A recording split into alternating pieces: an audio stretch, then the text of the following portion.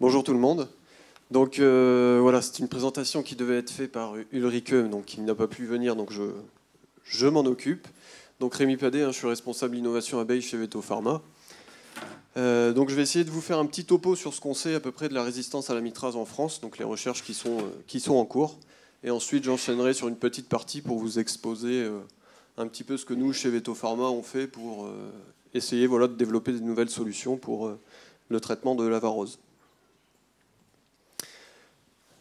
Un petit topo sur la résistance aux acaricides. Donc ça, en général, ça se développe suite à des contacts répétés avec une substance active, donc présente soit dans un médicament, soit dans l'environnement. Une augmentation significative du nombre d'individus survivants au sein d'une population de l'espèce cible.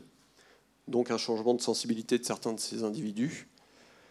Ça peut être avéré en cas d'échec de traitement, même après une application correcte. Donc si vous suivez bien le RCP, etc., ça peut arriver.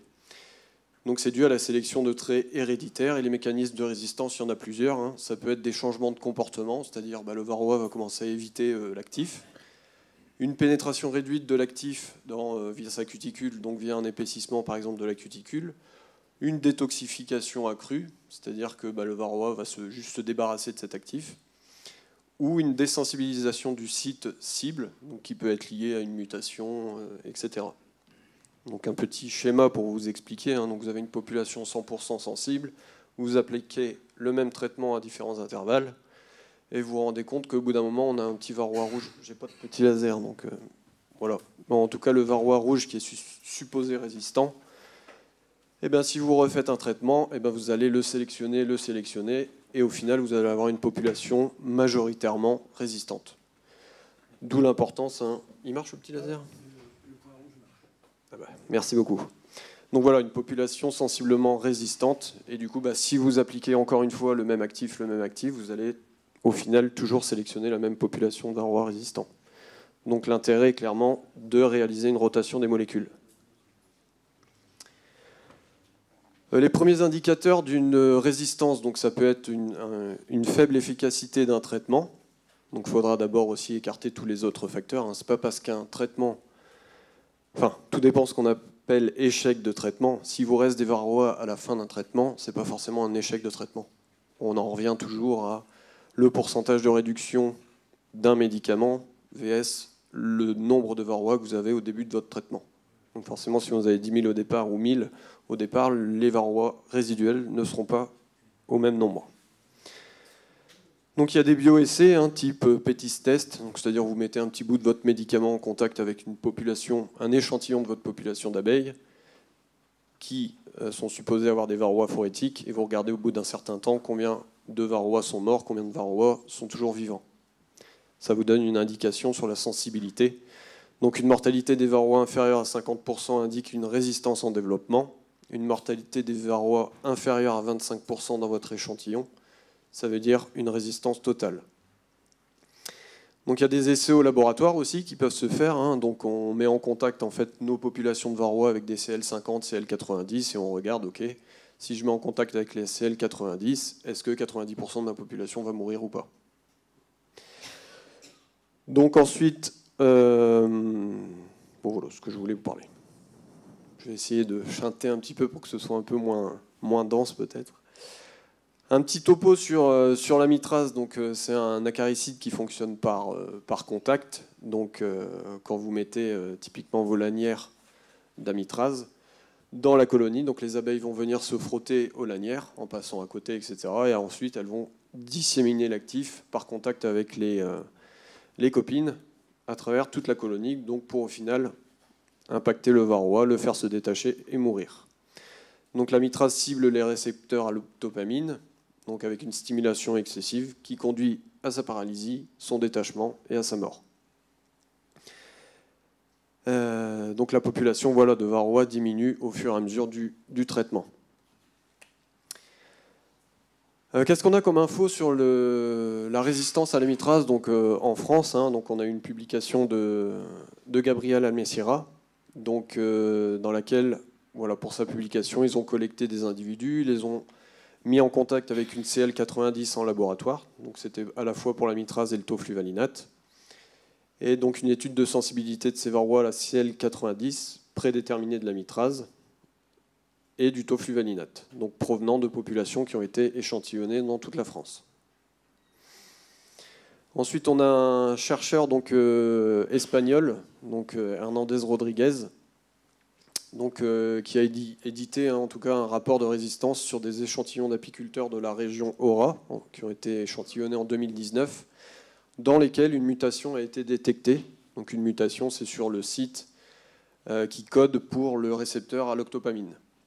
Donc 3 ruchers qui présentaient un pourcentage de ruches avec une mutation inférieure à 75%, et 2 ruchers qui présentaient un pourcentage de ruches avec mutation supérieure ou égale à 75%. Je suis désolé, je lis un petit peu aussi, parce que ce n'était pas ma présentation de base, mais voilà, j'essaye de vous donner une vision à peu près claire de ce qu'on sait.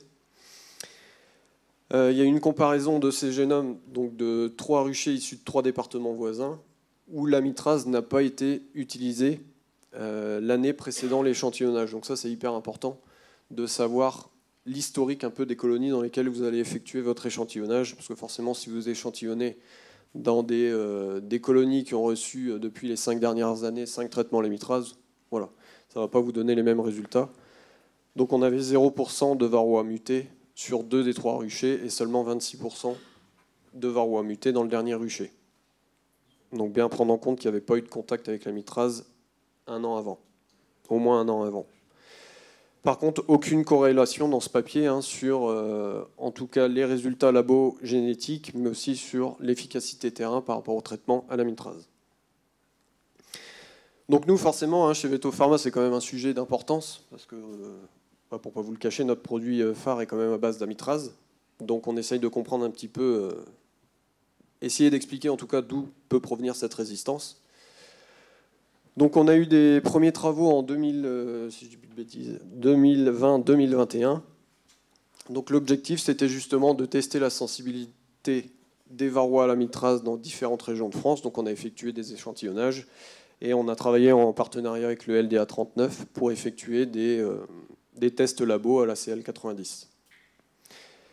Et on s'est dit aussi, voilà, vu qu'on avait vu ce papier sortir un petit peu sur les mutations, la mutation identifiée par Hernandez, on s'est dit, ok, donc on va effectuer ces échantillonnages, on va regarder ce qu'on a comme mortalité dans les tests labo, et sur ces varroas, donc à la fois les varroas qui sont morts pendant le test et qui sont restés vivants après le test, on va effectuer des génotypages pour essayer de vérifier si la mutation qui a été identifiée est bien corrélée, en tout cas avec les résultats qu'on peut avoir au labo.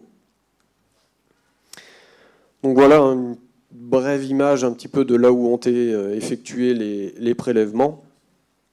Donc les résultats labo à la CL90, donc vous pouvez voir en vert, c'est des populations qu'on qualifie de sensibles, avec une mortalité moyenne supérieure à 75%, intermédiaire entre 60 et 75 et résistant 60%. Donc sur cette étude, on avait donc 100% des populations qui étaient au moins intermédiaires ou sensibles. Donc on avait vu juste ce petit point ici et là qui donnait des résultats intermédiaires. Donc là-dessus, on a effectué justement des séquençages pour essayer de voir si cette mutation donc à l'acide aminé 260, à la base 260, pardon, était bien en lien avec tout ça. Donc là, vous pouvez voir un petit peu les résultats. Donc dans cette colonne-là, vous pouvez voir que c'est la population, on va dire, naturelle, c'est-à-dire non mutée, à la position 260 du récepteur. La mutation qui a été identifiée dans le papier de Hernandez et une hétérozygosie sur ce site. Ce que vous pouvez voir dans tous les tests qui ont été faits, donc on a en gros donc les varrois qui sont morts pendant le test labo, c'est-à-dire au bout, mise en contact dans la CL90, les varrois sont morts, il y en a certains qui sont restés vivants. Donc parmi ces varrois morts, 37% avec la mutation. Donc je vous laisse juste réfléchir un petit peu sur le fait, ok, est-ce que la mutation du coup est forcément responsable de la résistance? On peut déjà se poser la question. 28% des varrois, 71% présentaient la mutation mais étaient morts pendant le test à la CL90 et 52% qui sont restés des varroa vivants. Je vais y arriver. 53% des varroa survivants, voilà, je vais y arriver, présentaient cette mutation. Donc c'est quand même... Et on avait aussi une répartition entre les non mutés et les hétérozygotes. On a poursuivi nos travaux donc en 2021 et 2022.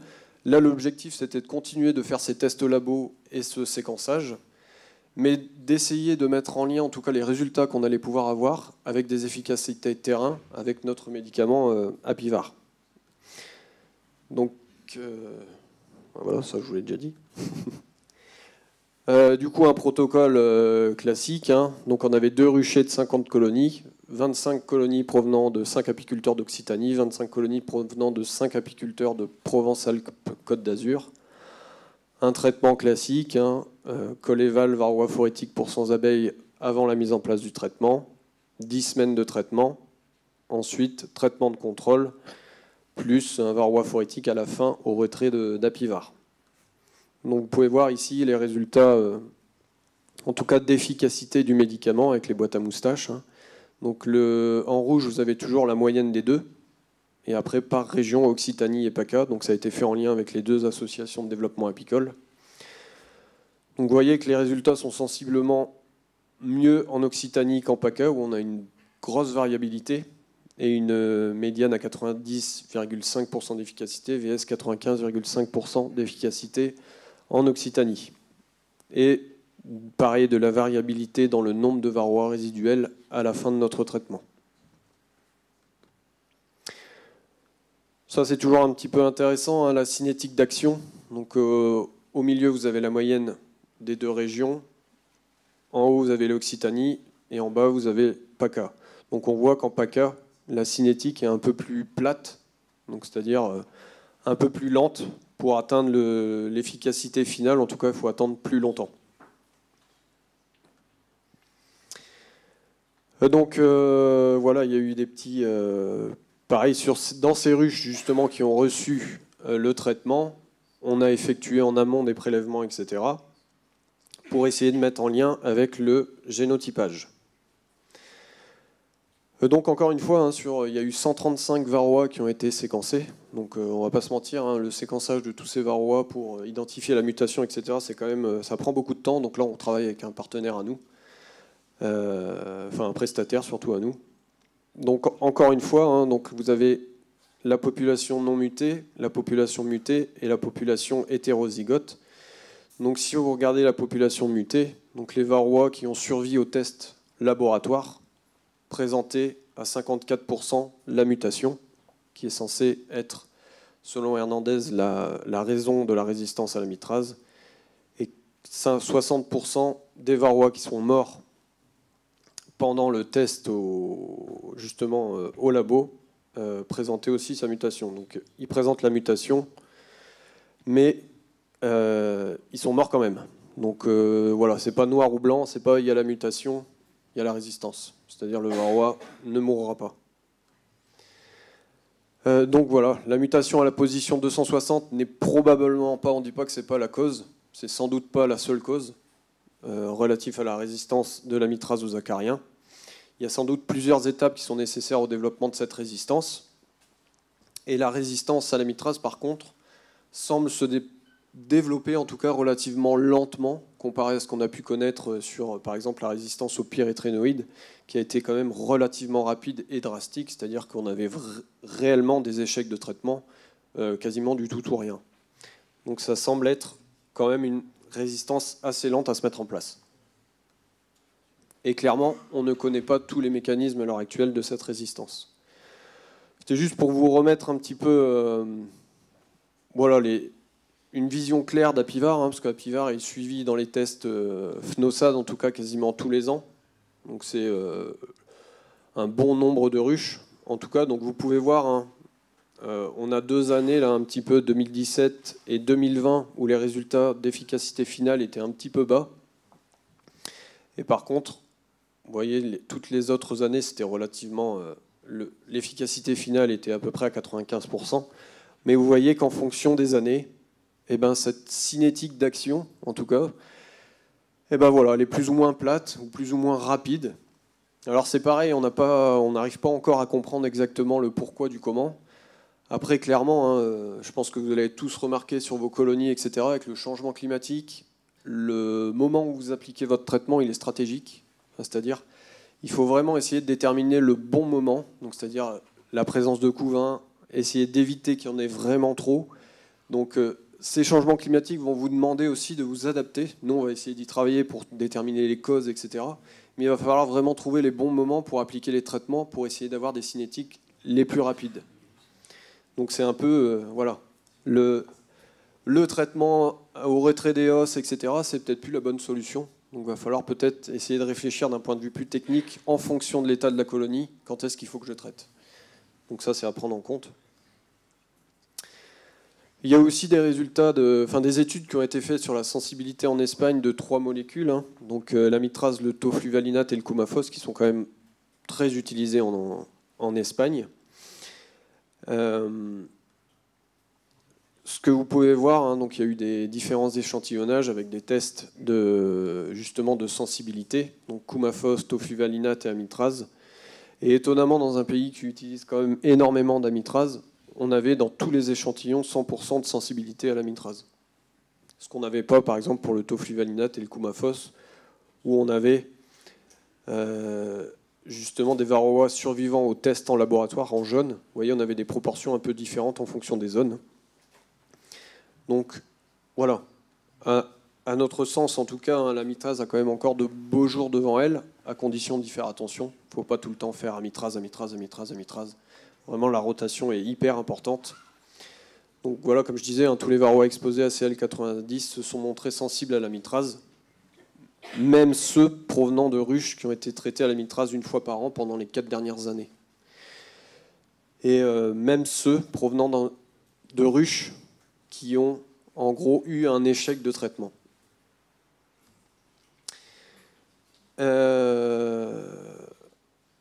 Ça, c'était justement dans le papier de Mariano et Higues. Donc, il y a une référence à un document qui essaye de, en gros, faire le distinguo entre l'amitrase, justement, et d'autres acaricides. Donc, en essayant d'expliquer que certains acaricides, donc on avait pas mal de traces de ces molécules, en tout cas dans la cire d'abeille, donc qui étaient transmises ensuite aux larves, et qui du coup pouvaient provoquer et favoriser ces résistances justement par le fait que, en tout cas, les individus étaient en contact permanent avec des faibles doses, et c'est un peu peut-être ce qui explique justement ce développement lent de l'amitrase, c'est qu'on retrouve très peu de l'actif dans la cire d'abeille et peu de transmission à la larve. Donc en conclusion, hein, on va pas rechigner là-dessus, il y a bien une résistance à l'amitrase. Les mécanismes, par contre, ne sont pas encore complètement connus, et c'est pas parce qu'on trouve une mutation qu'elle est forcément responsable de la résistance. Donc les preuves recueillies jusqu'à présent indiquent un développement de résistance plus lent et plus complexe, comparé à la résistance qui s'est développée sur les pyréthrinoïdes. Ça, c'est une résistance qui serait un peu plus locale et pas globale, donc populationnelle, dans certaines zones. Et les données justement de Hernandez-Rodriguez indiquent que la période de réversion, c'est-à-dire population résistante, le passage de la population résistante à la population non résistante, serait relativement courte, en quasiment 1 an, voire moins. Donc c'est quand même... Voilà, c'est ce qui nous fait dire que l'amitrase a encore de beaux jours devant elle, mais qu'il faut toujours y faire attention. Donc il faut qu'on continue les travaux pour essayer d'identifier justement ces mécanismes à l'origine de la résistance, recueillir plus de données pour essayer d'avoir une vision claire de la période de réversion. Et voilà, des perspectives d'avenir positives toujours sur cette molécule. Mais dans tous les cas, vous, à votre niveau, il faut toujours, pour maintenir un peu l'efficacité des traitements que les laboratoires essayent de développer et vous proposent en tout cas, c'est bien veiller à faire des comptages réguliers dans vos colonies, avant et après, pour voir un petit peu l'état des colonies. Est-ce que ça a fonctionné, est-ce que ça n'a pas fonctionné, est-ce que j'ai encore trop de varroa résiduels ou pas, pour que mes colonies passent sereinement l'hiver. Adapter la stratégie au niveau d'infestation. Donc ça, je vais vous le dire, mais c'est pas parce que je travaille dans un labo que je vous le dis. N'utilisez que des médicaments autorisés pour l'abeille, pas des décapants pour meubles, hein, par exemple. Ça peut marcher, mais je pense que c'est pas une très bonne idée. Traiter toutes les ruches d'un même rucher. Je rejoins un peu le côté sur la dérive un peu des abeilles, hein, c'est hyper important. Et pensez à ajouter des méthodes biomécaniques dans votre stratégie de lutte et vraiment essayer de renouveler la cire de vos ruches tous les 2 à 3 ans maximum pour éviter justement la présence de trop faibles taux potentiels d'actifs qu'on pourrait retrouver dans les colonies. Voilà, c'était un peu le topo. J'espère que j'ai été à peu près clair. Après, vous pourrez poser plein de questions, il n'y a pas de souci. Je voulais vous présenter un petit peu justement la stratégie nous qu'on a chez Veto Pharma pour essayer de trouver de nouvelles solutions pour lutter contre Varroa. Donc c'est un projet qu'on a appelé Varroa 2.0. On aime bien donner des petits noms à des projets. Il y a deux actions dans ce projet. Donc c'est soit la reformulation d'actifs qui sont déjà connus en apiculture. C'est-à-dire on a déjà des molécules qui sont autorisées pour lutter contre Varroa sur l'abeille. Voilà, nous on va essayer de retravailler sur une formulation pour les rendre, par exemple, améliorer l'efficacité et réduire les variations, parce qu'on se rend compte que les variations d'efficacité, on en a quand même pas mal sur les médicaments, donc essayer d'améliorer tout ça. Améliorer la cinétique d'action, c'est-à-dire dès que vous mettez votre traitement, en gros, il faut que ça cogne le maximum de Varroa possible. Faciliter l'utilisation du médicament par l'apiculteur. Donc, c'est-à-dire au lieu que ça vous prenne 10 minutes à mettre en ruche, essayez de trouver quelque chose qui prend 2 minutes, par exemple, pour que ce soit plus facile. Minimiser forcément l'impact négatif des variations de température, c'est-à-dire le traitement, vous pouvez l'utiliser peu importe la saison, peu importe le temps qu'il fait. Et proposer forcément une meilleure gestion de l'infestation varroa tout au long de l'année. Parce que c'est vrai qu'à l'heure actuelle, on a beaucoup de médicaments qui, en gros, sont qualifiés de médicaments de fin de saison ou de traitement de longue action que vous ne pouvez pas forcément utiliser. Ah ben, j'ai 2 mielés qui vont se succéder, mais par contre mon taux de varroa il augmente. Je ne veux pas faire une croix sur ma mielée, donc je vais avoir un plus faible rendement, etc. Mais je ne peux pas intervenir. Donc essayez de vous proposer des solutions pour pouvoir répondre à cette problématique. Et ensuite, découvrir de nouveaux actifs pour, encore une fois, favoriser les rotations et les solutions avec des actifs différentes pour éviter de tuer une molécule rapidement, quoi. Donc la recherche de nouveaux actifs. Donc nous, il faut savoir, chez Veto Pharma, donc on a une équipe galénique et analytique qui sont dédiées à justement la recherche de nouveaux médicaments pour l'abeille. Donc galénique, juste c'est essayer de trouver la recette qui va faire le bon médicament. Analytique, c'est donc de la recette qui fait le bon médicament, est-ce qu'elle est stable dans le temps et est-ce que je vais retrouver mon actif quand on vous donne un médicament qui a une durée de vie de 2 ans. Il faut qu'au bout des 2 ans, vous ayez toujours la quantité d'actifs que vous avez mis au départ. Donc ça, c'est primordial dans tous les dossiers d'AMM qu'on nous demande, nous, en tant que laboratoire, pour avoir une autorisation de mise sur le marché. C'est primordial. Qu'est-ce que vous avez mis au départ? Qu'est-ce qu'on retrouve à la fin? On a un labo abeille sur lequel on fait justement toutes ces recherches de nouveaux actifs, donc le screening de nouveaux actifs. Et on a un rucher expérimental de 300 colonies. Donc je travaille avec 2 apiculteurs à temps plein. Ça peut paraître beaucoup, 2 apis pour 300 colonies, mais on fait quand même pas le même travail qu'un apiculteur. Dès qu'on fait un protocole, dès qu'on fait une manip, etc., il y a tout un tas de relevés qu'on fait. Et bon, forcément, vous multipliez le temps par 2 ou par 3, comparé à une gestion classique de colonies. Donc voilà. Mais en tout cas, on a ces 300 ruches qui sont dédiées à la recherche chez Veto Pharma. Donc les nouveaux actifs, qu'est-ce qu'on cherche? Franchement, on n'a pas trop. On cherche un peu tout ce qu'on peut trouver, parce que manifestement, on n'en trouve pas beaucoup quand même. Bio, conventionnel, il faut qu'il soit efficace, non toxique pour les abeilles, non toxique pour les apiculteurs, forcément, et qui respecte la qualité du miel. Donc ça, j'en reviens sur tout ce qui est LMR par rapport aux résidus qu'on peut retrouver dans le miel, etc. Dans notre protocole, qu'est-ce qu'on vérifie? Donc on a 3 critères qu'on mesure. Donc la mortalité varroa dans le temps, donc de 2 heures à 24 heures. La mortalité abeille, 2 heures jusqu'à 24 heures. Et des changements potentiels de comportement. Après, il faut savoir, des changements potentiels de comportement. On est dans une petite boîte, Donc c'est entre guillemets, mais voilà, si on commence à voir des abeilles qui tremblent, des abeilles qui déglutissent ou énormément, tout ça c'est noté et ça peut nous donner des indications, même si à la fin on n'a pas de mortalité abeille, ça peut quand même nous donner des indications. Il risque d'y avoir un problème dans le futur. Donc on a testé plus de 40 molécules, parce qu'on c'est un petit moment que je l'ai fait cette présentation, mais cette année on en a encore testé pas mal. Et sur ces 5 dernières années, donc je vais essayer de vous montrer un petit peu le protocole. Quelques résultats, je suis navré, c'est que les résultats sont anonymisés. Vous comprendrez bien un petit peu le... Il y a un peu d'enjeu aussi pour nous, donc on va éviter de diffuser l'information tout de suite. Donc notre petit protocole, donc on a un protocole spécifique pour lequel, en gros, nous tous les jours, il faut qu'on ait accès à 120 varroas, 120 abeilles pour réaliser nos protocoles de screening tous les jours. Donc l'objectif, c'est pas de passer 5 heures à aller chercher 120 varroas et 120 abeilles dans les ruches. Donc on a un protocole spécifique sur certaines ruches.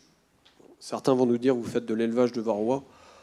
On essaye de rendre la majorité des varrois. Donc certes, on a une grosse infestation, mais en tout cas, à chaque prélèvement qu'on fait, on retire quasiment. Donc on prend 300 abeilles, on arrive à prélever au moins 50 varrois phorétiques à chaque fois qu'on fait un prélèvement.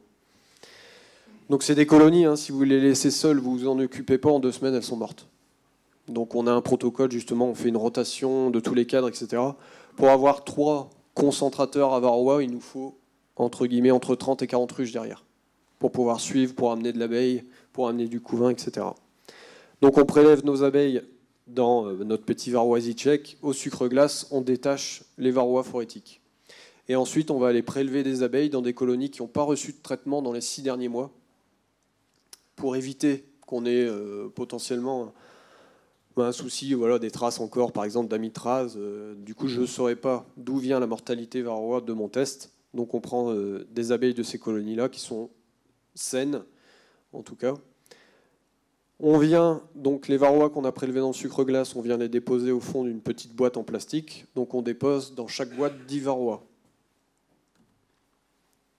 Ensuite, nos petites abeilles qu'on a prélevées dans les colonies saines et qui n'ont pas reçu de traitement, on les endort donc au CO2. On prépare notre petite tambouille avec un solvant et la molécule qu'on souhaite tester. Et on vient, nous, on essaye de se rapprocher dès le départ du fonctionnement potentiel de la ruche, c'est-à-dire que c'est l'abeille qui reçoit le traitement, et ensuite, les varrois, en entrant en contact avec l'abeille, vont se faire intoxiquer. Donc on intoxique nos abeilles. Juste avant qu'elles se réveillent, on les remet dans la boîte où on avait nos 10 varrois. Donc on s'assure que chaque varroa saute sur l'abeille, c'est assez flagrant. Vous approchez l'abeille, le varroa saute dessus. Parfois, non. Alors là, on peut supposer un effet repellent de la molécule, c'est-à-dire le varroa sans la molécule, il n'a plus envie du tout d'aller sur l'abeille. Donc ça peut être aussi des critères qui peuvent être intéressants à vérifier. Donc on les met en contact, on vérifie après 5 minutes que toutes les abeilles sont réveillées, tous les varrois sont présents sur les abeilles, on passe en étuve et on fait des mesures à 2 heures, 4 heures et 24 heures. Juste pour vous donner une ordre d'idée, forcément notre contrôle positif, c'est-à-dire ce à quoi on vérifie nos résultats, c'est l'amitrase. Et vous pouvez voir la mortalité, je ne sais pas si on va être, pardon. L'amitrase c'est quand même relativement efficace, donc on est à 1 microgramme par microlitre, donc de la solution qu'on a déposée sur nos abeilles. Donc en condition de labo, c'est une très grosse concentration. En 2 heures, on est à 100% de mortalité, et c'est très très safe pour les abeilles, parce que regardez, à 24 heures, on est à moins de 5% de mortalité. Donc nous, on considère que c'est très safe, très efficace, très safe. Donc voilà un petit peu le genre de résultat qu'on attend pour trouver la perle rare, un jour. Il faut savoir que la difficulté j'ai chanté un peu les diapos, parce qu'au départ, j'avais pas beaucoup de temps. Mais en tout cas, donc on identifie des molécules, etc. C'est pas toujours facile de trouver le solvant qui va nous permettre de solubiliser cette molécule. Parce que des solvants, il y en a à l'appel, si vous faites un peu de chimie, etc. Par contre, il y en a à l'appel qui marche très bien sur les abeilles. Donc, c'est-à-dire, vous utilisez ce solvant-là, vous tuez les abeilles. Donc, il faut trouver, on a tout un protocole, etc. Je n'ai pas mis les résultats pour lesquels, quels solvants on peut utiliser, c'est-à-dire des solvants qui ne vont pas tuer mon varroa ou tuer mes abeilles, pour que les résultats que j'ai soient vraiment liés à la molécule que j'utilise. Donc ça, c'est hyper important.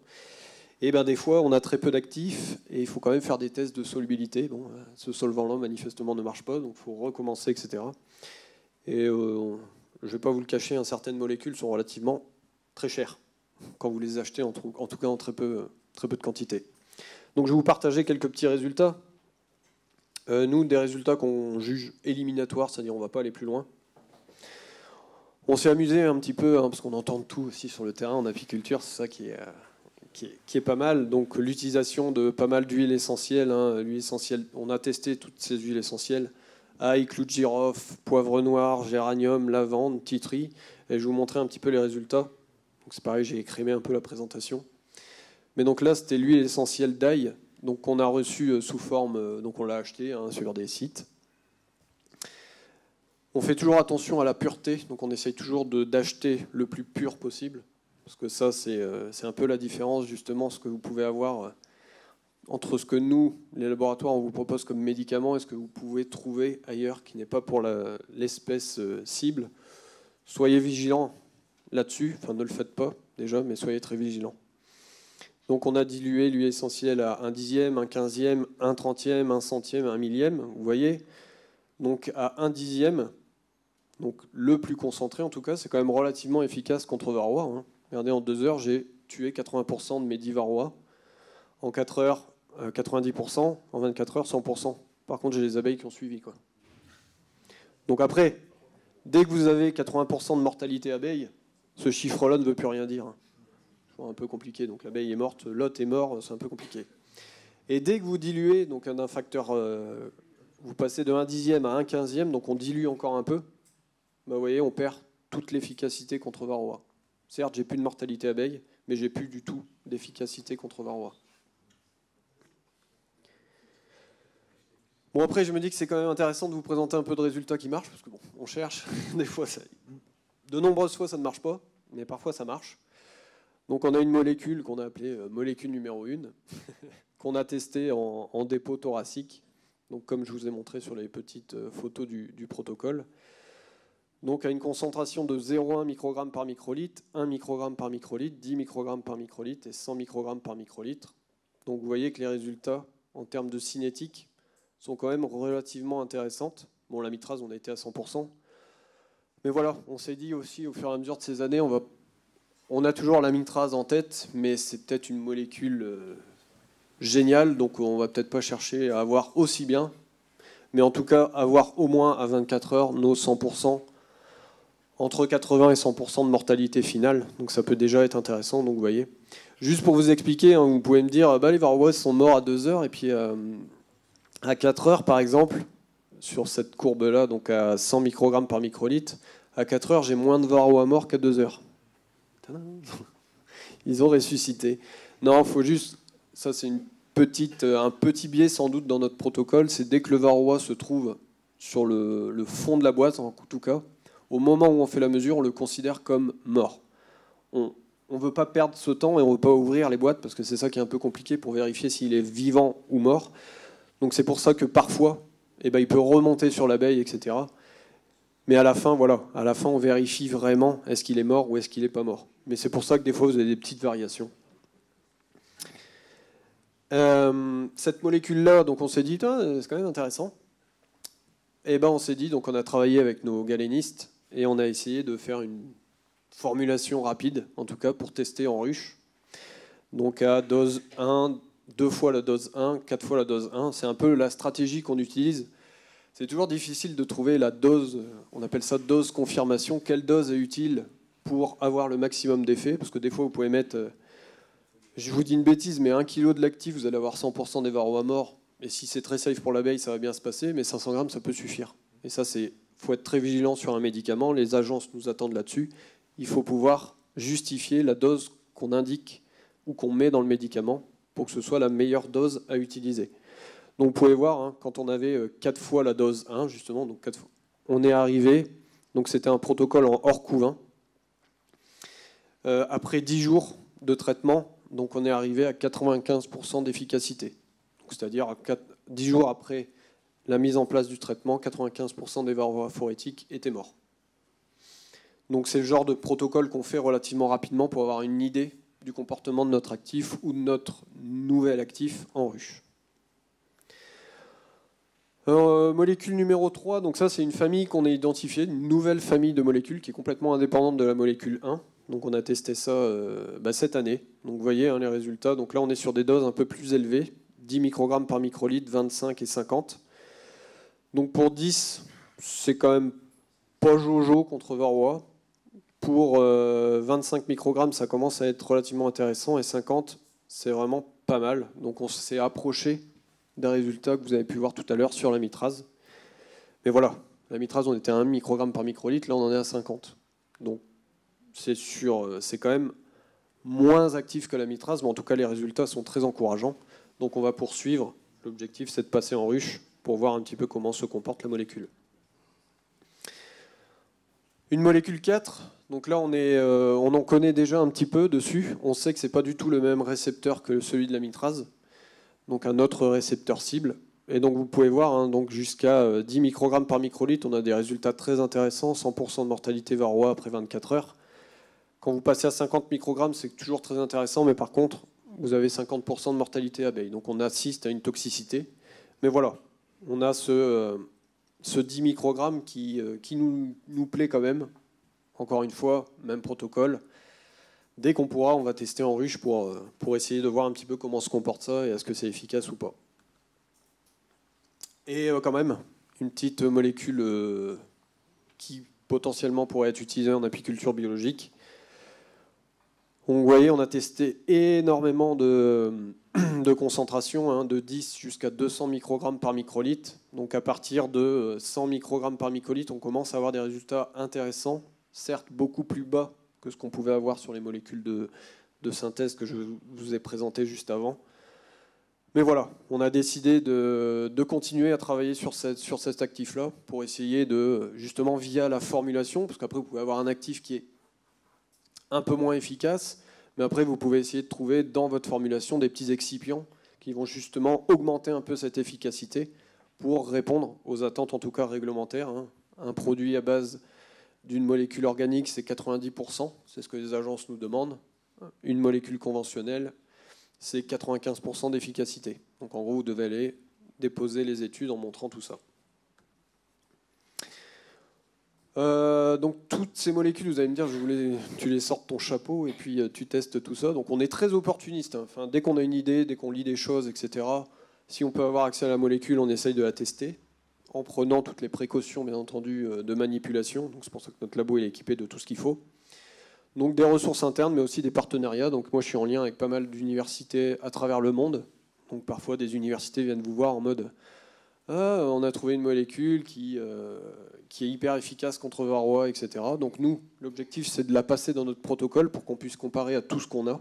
C'est toujours intéressant de toujours tester dans les mêmes conditions. Des fois, on se rend compte, ouais, c'est vraiment efficace, etc. Et là, du coup, on poursuit en fait une collaboration, en tout cas, avec ces universités. Ou alors, ça s'arrête, parce que nous, on juge que on n'arrivera pas, en tout cas, à mettre un médicament sur le marché. Donc ça peut être des universités, des boîtes privées, des apiculteurs-chercheurs. Enfin, on n'est clairement pas fermé à la discussion. Vous aimez bien l'apiculteur-chercheur? Et donc en France et à l'étranger. Et dans tous les cas, il faut le savoir, c'est toujours sous accord de confidentialité. Donc ça, c'est quelque chose qui est très important pour nous, en tout cas. Et pour la personne qui nous partage les infos. C'est-à-dire que ça reste sa découverte, ça ne devient pas la nôtre, parce qu'il a partagé ça avec nous. Donc c'est les accords de conf, on ne peut pas faire ce qu'on veut. Il faut forcément qu'on discute ou qu'on mette en place des contrats de développement, etc. par la suite. Je voulais vous parler d'une deuxième petite partie, la reformulation d'actifs autorisés et de nouvelles façons de traiter les colonies, donc la deuxième partie de ce projet, qui nous prend quand même pas mal de temps, on ne va pas se mentir.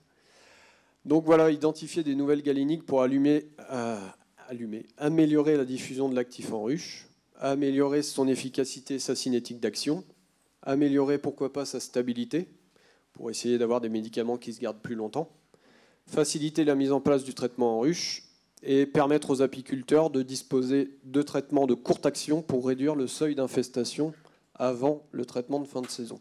C'est-à-dire pouvoir intervenir à des instants précis au fur et à mesure de la saison pour qu'en gros, votre seuil de... J'essaye de faire une petite courbe avec le laser, mais en gros, votre croissance exponentielle de varroa, essayez de la casser au fur et à mesure de la saison pour qu'en gros, l'infestation, au moment de la mise en place de votre traitement de fin de saison, soit beaucoup plus basse, et du coup forcément le nombre de varroa résiduels à la fin beaucoup plus bas, et donc un hivernage beaucoup plus serein, clairement.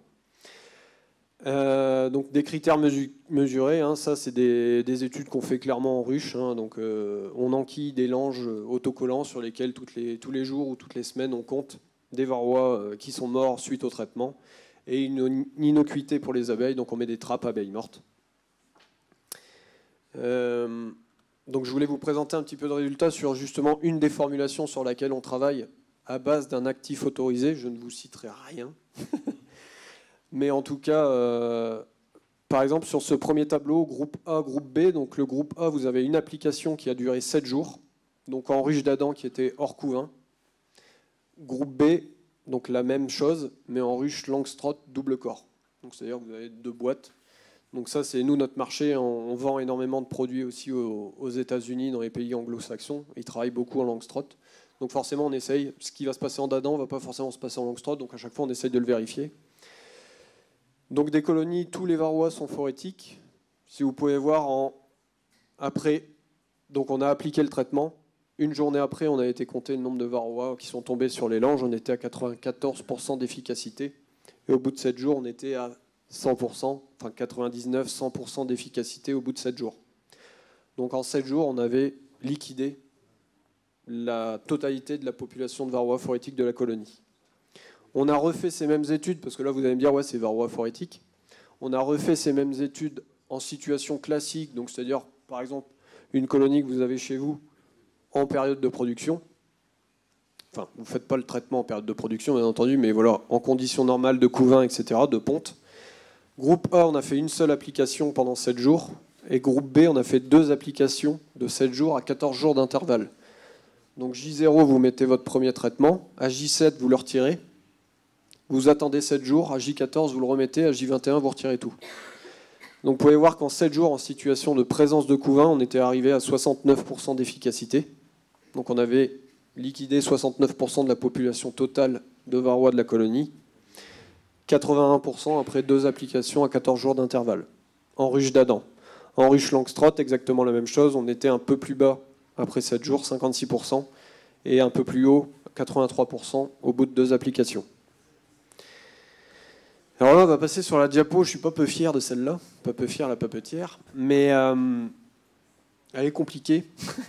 C'est une énorme étude qu'on a mis en place du coup, dans notre rucher expérimental. Donc on a fait 2 groupes. Tada, groupe A, groupe B. Le groupe A, on a uniquement fait un traitement de fin de saison, qui était Apivar. Et groupe B, on a appliqué, donc on a fait 4 petits traitements, comme je vous ai montré, les résultats que je vous ai montrés juste avant. Et on a aussi fait un traitement de fin de saison. Pourquoi 4 ? On essayait de faire au maximum pour essayer de déterminer à partir de quel seuil on pouvait avoir des impacts, etc. Et on a suivi, en fait, toutes les semaines, on allait compter les varroas. Donc on avait dans chaque groupe, on avait 15 ruches. On ne va pas faire ça sur 100 ruches par groupe, parce que sinon c'est juste ingérable. Chaque semaine, on allait voir le nombre de varroas qu'on retrouvait sur nos langes, au fond des ruches. Et de ça, de mars 2021 jusqu'à juin 2022. Donc on a fait un peu de comptage quand même de varroas. Après, il faut savoir qu'on est aidé ça par une boîte italienne qui nous propose des scanners automatiques de varroa. Donc en fait, on met le lange, ça scanne via intelligence artificielle. C'est la forme du varroa ou sa couleur est reconnue. Ça nous permet de nous simplifier un peu la vie et de pouvoir justement faire des études un peu plus grosses. Donc là, ce que vous pouvez voir, en gros, la courbe, c'est la moyenne cumulée des varroas qui sont morts tout au long de l'étude. Donc par exemple, si vous regardez la semaine 10, c'est qu'est-ce qui est tombé pendant la semaine 10, plus tout ce qui est tombé de la semaine 1 à la semaine 10. Donc c'est pour ça que vous avez ce phénomène. Donc comme vous pouvez voir sur le groupe B, donc là où on a appliqué nos 4, on va dire, traitements de courte action, plus en rouge, vous avez la période où on a appliqué Apivar pendant 10 semaines. Donc vous pouvez voir le cumul, la moyenne cumulée de varroa qu'on a pu retrouver sur nos langes est beaucoup plus bas si vous comparez au groupe qui a juste reçu le traitement Apivar. Donc vous voyez à la fin, quasiment 6300 varroa au cumul depuis mars 2021. Et là, on était à peu près à 1500. Donc on a quand même un ratio de quasiment 4. Donc en fait, on s'est rendu compte, en appliquant notre traitement, donc on a essayé de regarder un petit peu par rapport au mielé, etc., à appliquer le traitement au moment opportun. Clairement, les 4 ne sont pas nécessaires. Mais qu'est-ce qu'on a réussi à faire?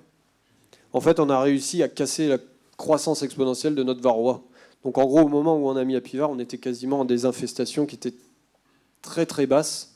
Et du coup, forcément, ça se ressent dans le temps. Ensuite, sur l'évolution naturelle, la reprise, en tout cas parce que là, on n'a pas appliqué de traitement.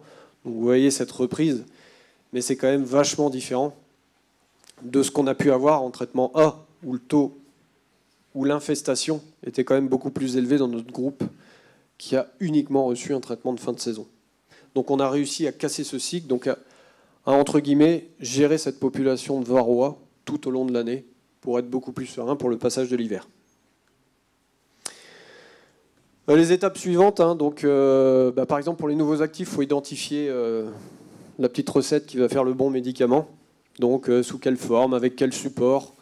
Il faut qu'on vérifie l'efficacité, il faut qu'on vérifie la tolérance pour les abeilles, il faut qu'on vérifie l'innocuité pour les abeilles, l'absence de résidus dans le miel et dans la cire. Donc ça, c'est un sujet sur lequel on est très attentif. Chaque fois qu'on fait des études, on fait des dosages à la fois dans le miel et dans la cire. Il faut savoir qu'en Europe, à l'heure actuelle, il n'y a pas du tout de LMR, par exemple, pour les différents actifs qui existent dans la cire.